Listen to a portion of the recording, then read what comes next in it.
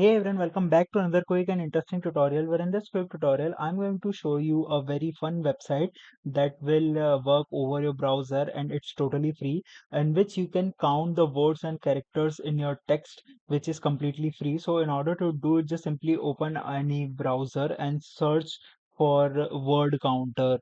Once you do it, you can see the wordcounter.net. Just simply open this website and it will ask you to paste the your text file.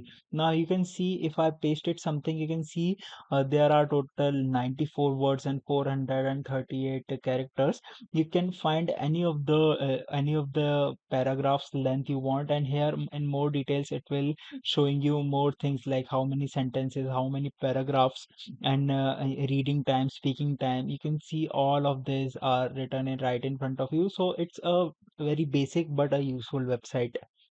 All right, so that's it for this video. I hope this video will be very helpful for you. Make sure to hit the like button and subscribe button for more such informative and quick tutorials. See you in the next one. Take care.